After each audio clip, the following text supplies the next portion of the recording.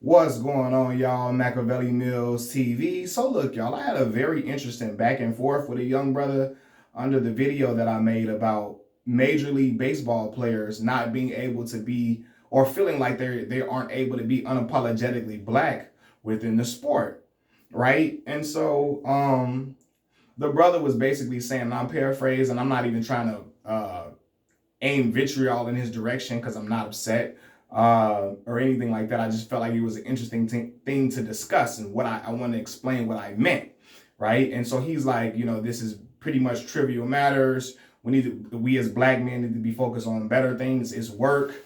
Do what you got to do at work or whatever, and it is what it is. You can. We need to be focused on reading at better grade levels, etc. Right? And so let me explain what I'm saying. What I was just saying in a video, I said like I felt like a lot of Major League Baseball players, or a few of them, right? They get to Major League Baseball and they start talking, gee whiz, gee willikers.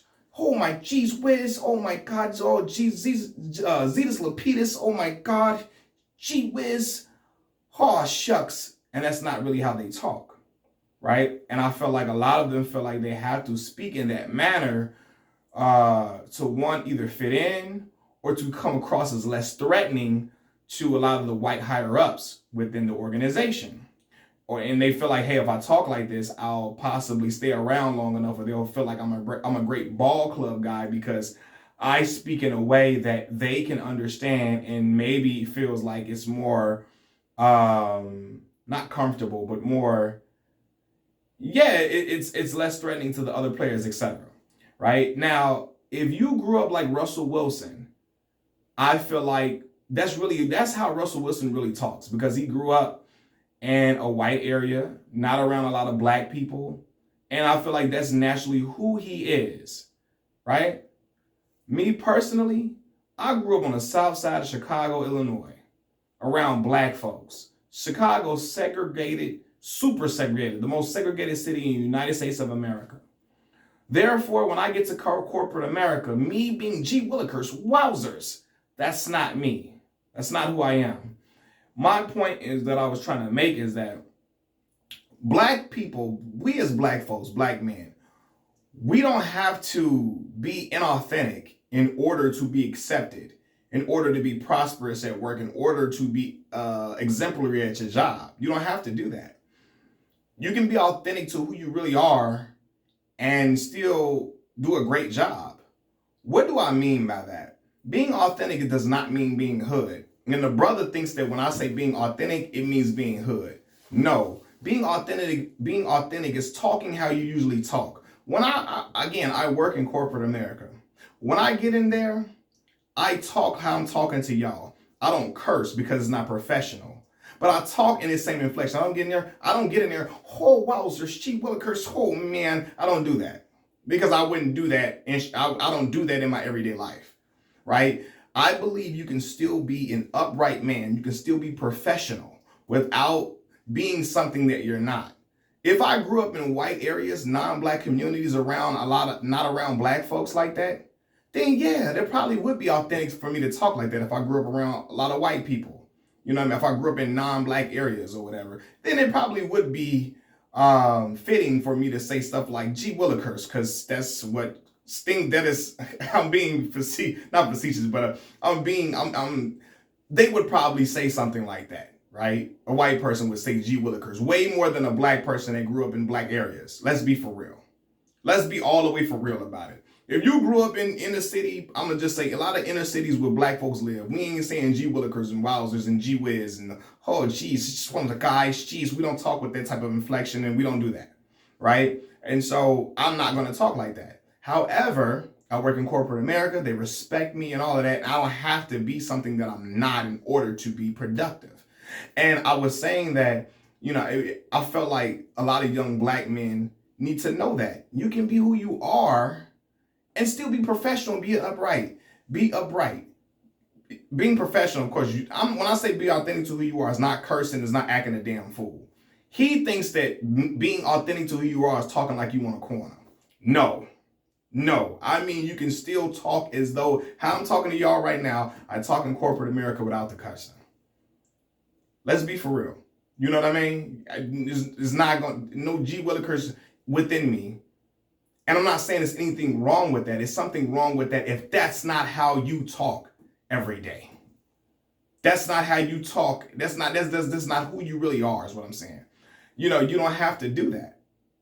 And so the brother then started saying, we need to be focused on other matters, because I said that I would teach my little son, my little cousins, you know, my nephews, my little brother, that they don't have to talk gee willikers wowzers when they get in jobs. They don't have to do that. You can still be who you are without, you know, talking like that. And he was like, the brother basically said, I'm paraphrasing.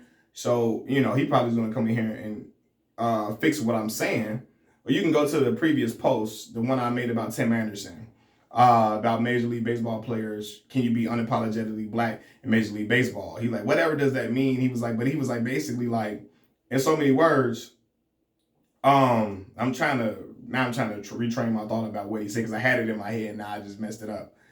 But in so many words, he was saying like, I'm setting my little cousins and my son and I will be setting them back by teaching them that. And then to that point, I replied, and I'm gonna tell y'all a little bit about myself. This is not me bragging. I'm just giving y'all honesty on this channel. I'm a black man from the south side of Chicago. I grew up around GDs, BDs, Vice Lords, Blackstones all my life. Okay? When I left off my mama porch going to the corner store, when I was going to the basketball court, folks and them was outside. Yet and still, I never gangbanged. I never drank. I never smoked. Never did none of that. Okay? I stayed true to who I authentically am, which is what I taught my little cousins, my little nephews. You be who you are. You don't have to smoke, drink, gangbang to be cool, right? You don't have to do none of that. I went to a magnet school in the hood, but it was a great school. I learned how to speak Russian from kindergarten to third grade. From fourth grade all the way through high school, I learned how to speak French. I learned how to type without looking at a keyboard in the third grade. I learned how to write a real research paper in seventh grade. Okay, this is a magnet school in Princeton Park, right by 95th and the Dan Ryan, 93rd in Princeton, Turner Drew Language Academy, where I learned all of this at. In third grade, I was reading at a ninth grade level. Do you really think that me, as with all these type of things I'm telling you about, I earned a scholarship, a full-ride academic scholarship to college, okay? Graduated from there, Mississippi Valley State University, which is an HBCU, and then I went and got my master's degree. Now that wasn't full ride or nothing like that, right? And even at Mississippi Valley, it paid for everything. My scholarship paid for everything except my books. I then went on to be a graduate student at Arkansas State University, a predominantly white institution, graduated with a 3.9. Okay? Do you think that with those credentials I just laid out, that me talking to my cousins, educating themselves, would not be at the center of those conversations? The brother is right. We as black men need to focus on excelling and being exemplary, being top tier, the cream of the crop across the board. Getting better financial literacy, reading, all of those things. That's important. Yes, it is. Right? But a lot of the brothers that I will be speaking about in corporate America, a lot of them, for the most part, have a grasp on a lot of those things. So, but I'm the main one preaching it to my little cousins, my little brother. You know, I'm going to teach that to my son, because I went and made that a focal point for myself. Okay, so this is not a brother that just come and don't know shit about nothing. They came from the hood and don't know nothing about nothing. I done been around black folks. I done been around white folks. Been around black folks majority of my life. Got to the point where I was around white folks in grad school, excelled around them, and went to corporate America, got in the door in there, and still doing my thing in there. But let me make this point. What I'm trying to tell, and when I'm telling these young black men when they get to corporate America, I want to make an emphasis of that, telling them you don't have to code switch in order to be outstanding, you know? And I think it is something that they need to hear, because Like, I'm big on authenticity with a lot of things, right? Some things some people don't need to know about you. Some things you won't know about me from this channel because some shit is just, you know what I mean? It's for your personal whatever.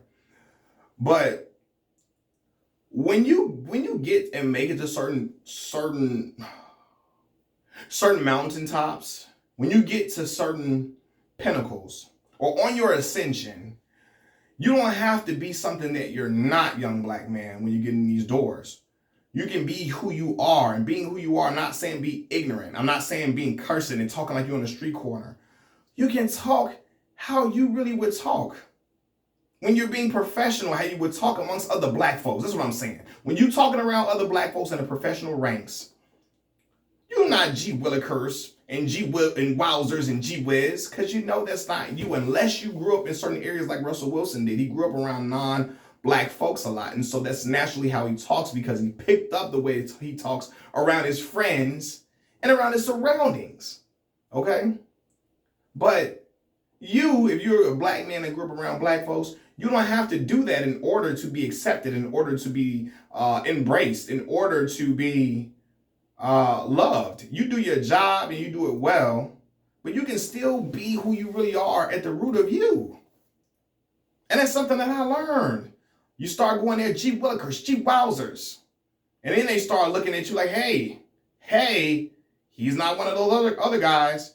And then some folks in corporate America start showing you their hand. And sometimes it's good for them to show your hand, right? You know what I mean? Sometimes it's good because you need to know who you're working with and know how they really think. But they start thinking you're one of the good ones and start saying little racial jokes here and there and all of that because they thinking, hey, he's not really like those other black guys, you know. And then now you want to cuss them out and snap on them because they thought you was G Willikers, G Wowzers like them, and they start saying little jokes and all of that. And some of that is right there. It's a little trivial, a little whatever, right? But what I'm saying is that you can be who you are.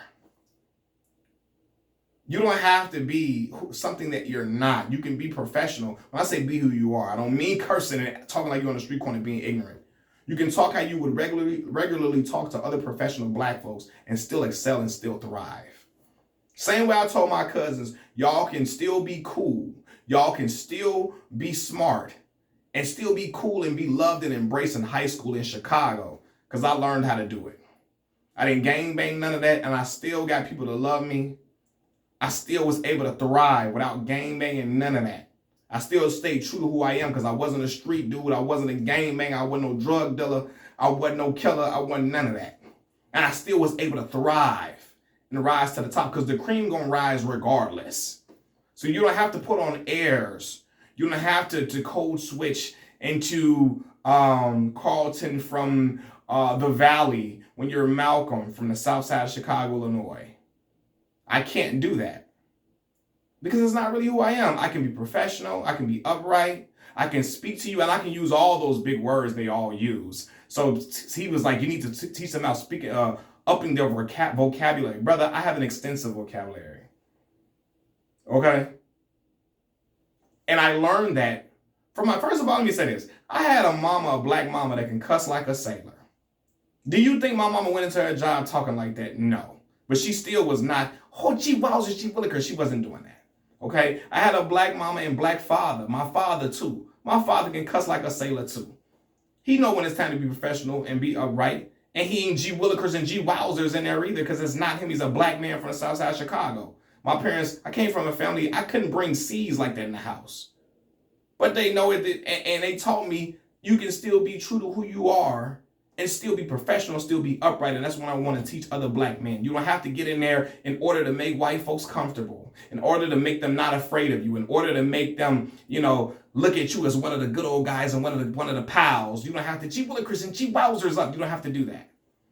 You do your work. You be professional. You can be who you really are, and they gonna still rock with you because you doing what the fuck you gotta do in there, and you excelling. You don't have to put on airs about who you are and, oh, jeez, no. Be authentic to who you are and still be professional. You can do